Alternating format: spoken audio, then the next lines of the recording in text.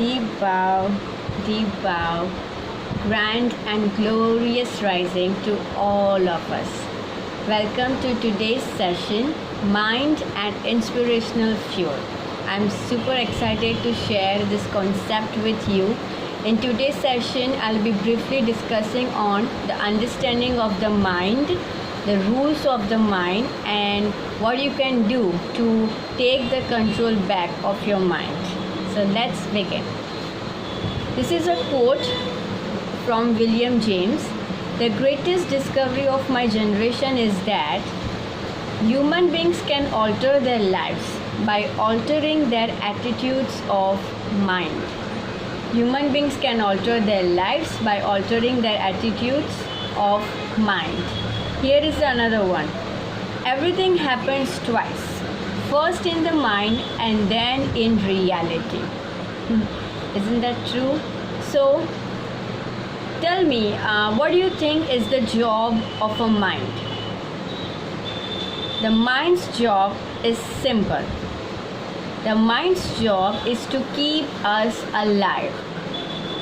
Hear me again. The mind's job is to keep us alive. The mind's job is to help us to avoid pain or danger and to move us towards pleasure. Does that sound true? Try to relate it with your experiences whenever you were in any stressful or difficult situation. Think how your body reacted to the stressor. How did your body reacted to the stressor? How your mind helped you to overcome that?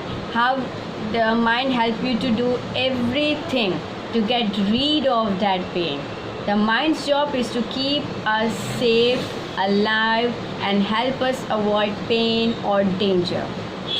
Now let's get back to the earlier times. Okay, when we were living as tribes. When we were living as tribes in the bush, the mind's job was actually quite difficult, right? Because we had to flee predators, we had to search for food and water, we had to protect ourselves from the elements constantly. We were under constant danger. And so mind was doing its job perfectly, and that was appropriate as well, right? That time our bodies responded to the stress in terms of 3 F's: fight, flight, and freeze response. Even today, the body's response to the stress is in terms of fight, that is to fight back, attack; flight, to escape, to flee, to avoid; and freeze. And that time it was important, and these were body's responses in response to stressor. Large animals attack from other tribal communities, or to free ourselves from any natural disaster. Since then, the physical world around us has changed a lot. Now we don't see potential dangers outside of our door every day, and in fact it is not there, right? But our brain hasn't evolved much. The brain's tendency to respond to the stressor is still the same.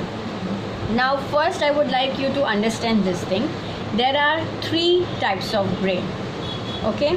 First is reptilian brain, also called instinctual brain. Second is emotional brain, also called limbic brain. And third is intellectual brain. So our reptilian, instinctual brain, the brain we had when we were living a life of a tribesman. This instinctual brain is 300 million years old. Our emotional brain is 100 million years old. But our intellectual brain, the one that does all the reasoning, analyzing, logical work, our intellectual brain is only 4 million years old. Okay? Now, in today's physical world, we don't meet real potential danger outside every day. Okay? For a moment, I want you to keep this virus situation aside. Okay? Like where every morning as you open the door, you don't see the tiger waiting for you outside, right? We are not into any real physical threat. every single day. That's not the thing. But now, so you see, the physical world has changed, but the brain's way to respond to the stressors is still the same. Now understand that our brain doesn't has this ability to differentiate between real and imagined. It just does its job. Your mind does its job. Mind is an experience, okay, and brain is not an abstract concept. You can study brain, you can study brain areas, you can study the workings of the brain areas and everything, but mind is an experience, okay. So where in response to a stress, we are still primed to a response in fight, flight or freeze response, and our mind doesn't understand that the danger outside is not the real one, it's the imagined or a perceived one.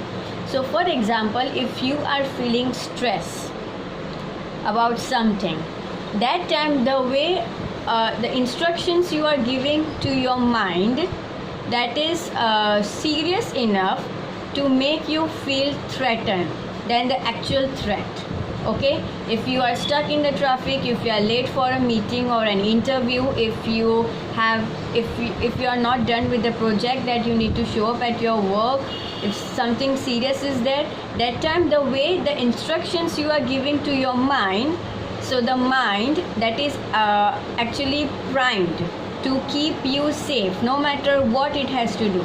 Your mind does its job, and so you will do everything to keep yourself safe, and mostly it is negative or unhealthy. Now how it is negative and unhealthy? Because I'm focusing on the instructions you give to your mind in a real threatening or stressful situation. So if that time you just take deep relaxing breath, and if you make sure that the commands you are giving to your mind is in a way that is more like in a solution manner, it's more uplifting and empowering way, then the mind will do that job for you. Otherwise it will see it as a danger which is not actually a real danger, but the symptoms that the body experiences in response to that stressor, dry throat, sweaty palms, racing of heart, trembling and shaking of body, dizziness, headache, all these symptoms just get so real. Now imagine that even while you're just sitting at home and you're thinking of any fearful situation, recent or in the past, and you are just thinking it so powerfully that your body's response will automatically get fearful or anxious, because your mind cannot differentiate what is real or what is imagined. You know, that therefore even today the things that were traumatic for us then could be still traumatic or painful for us even today. Now what you have to do is, a lot of things are there, but here I am focusing on just one thing, that so that you can just start helping yourself right now. The instructions you give to your mind, what are you telling to your mind? What stories, what thoughts, what narratives are you giving to your mind about that incident? Now that will change your experience of the event, and that will help you to take the control back, because it is you who has to rule the mind. Your mind doesn't has to rule you, right?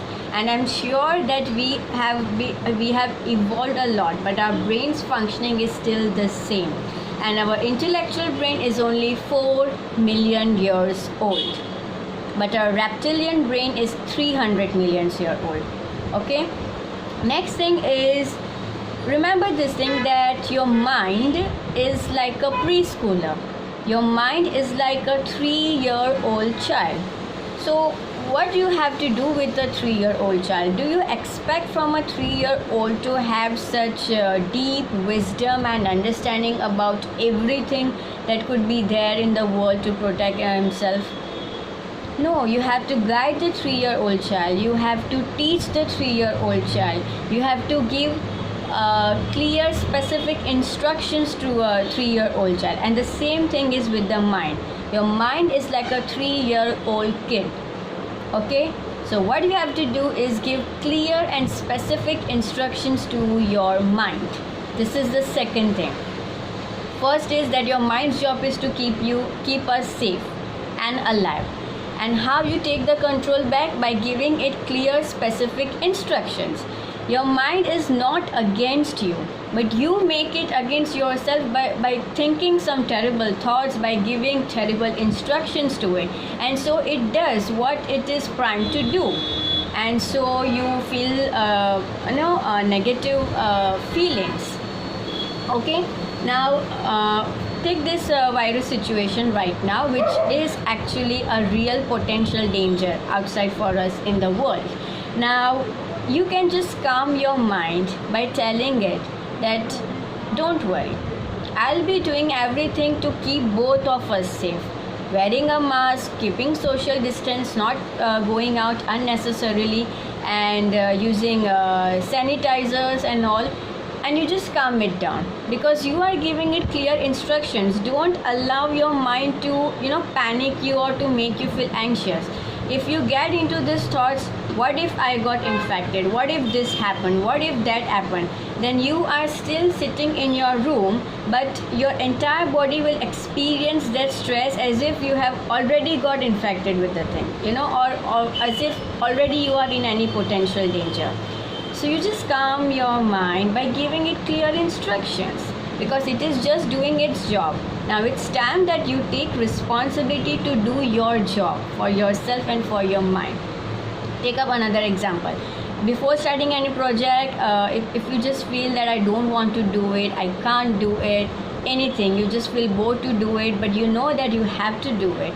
That time, this is good for the children who often feels distracted during their study hours. So that time, if they just give clear instruction to your mind, I know both of us are just so curious to end this studies time anyhow. But dear, we have to read. So let's just focus on reading for a while and then we'll enjoy, then we'll play.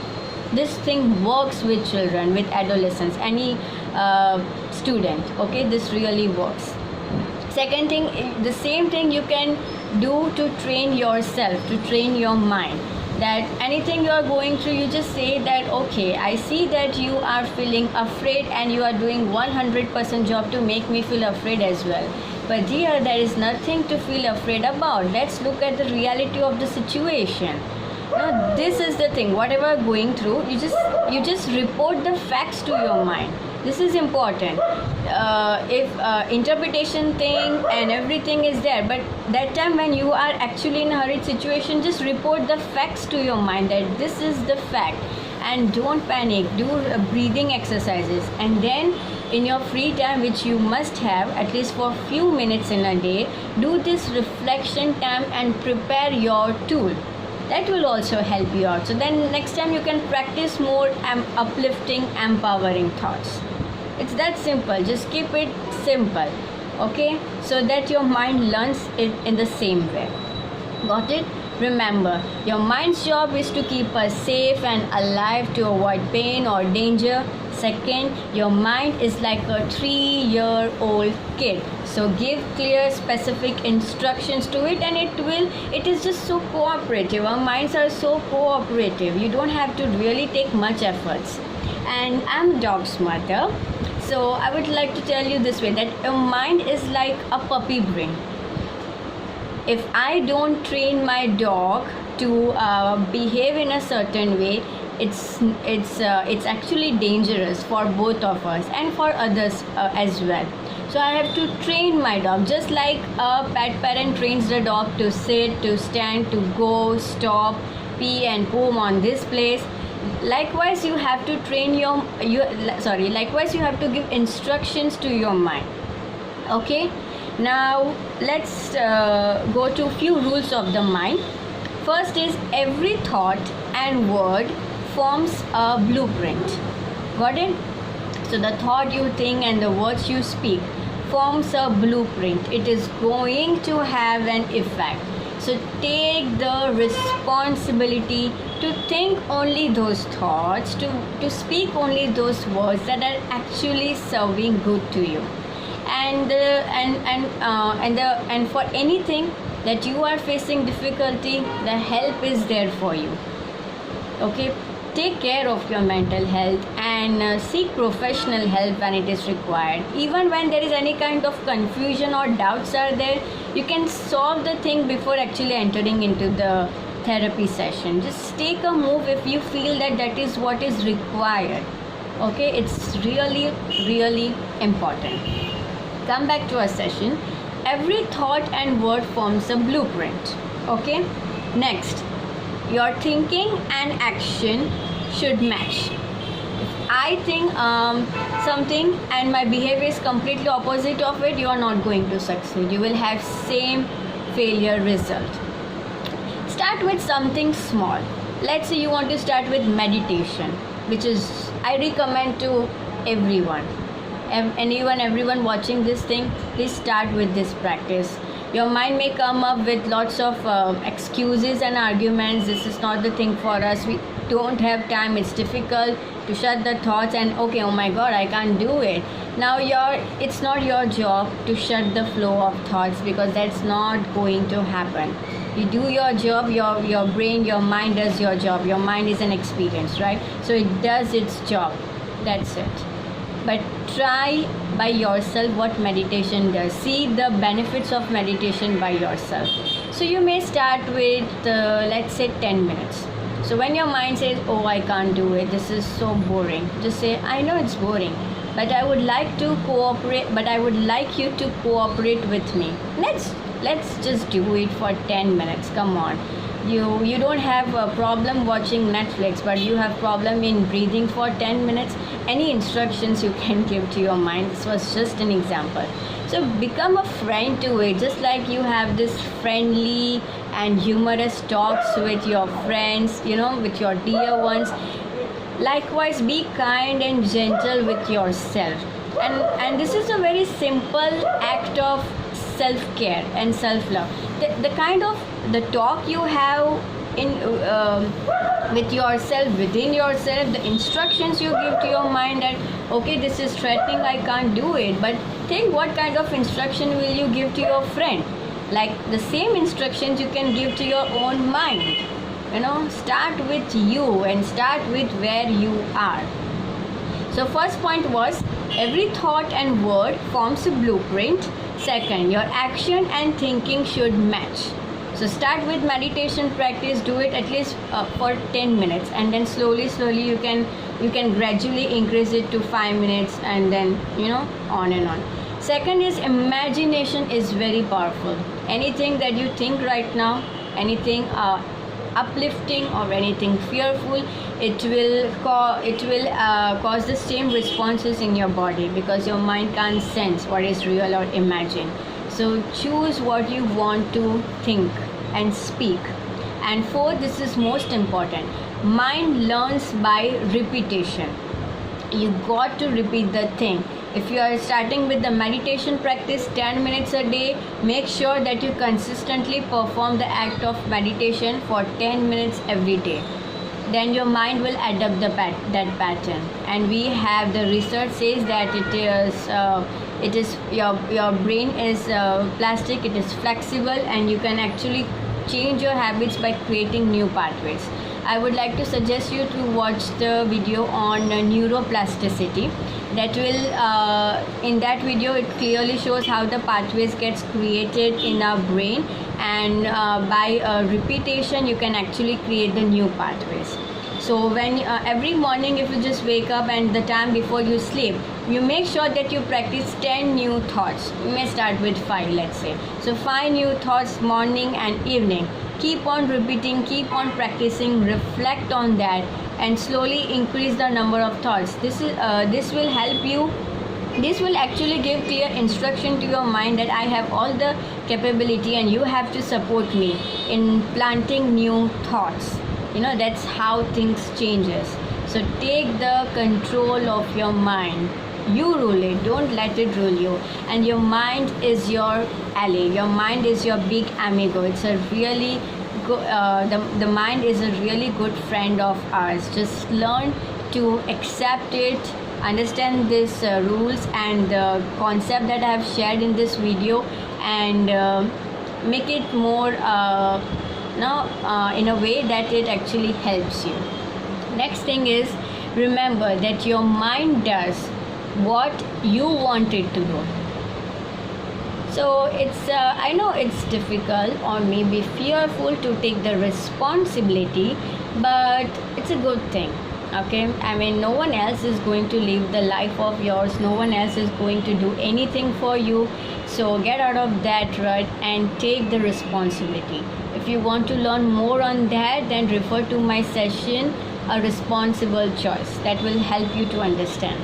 So take the responsibility, take the control of your mind, and see what new instructions you can give to your mind.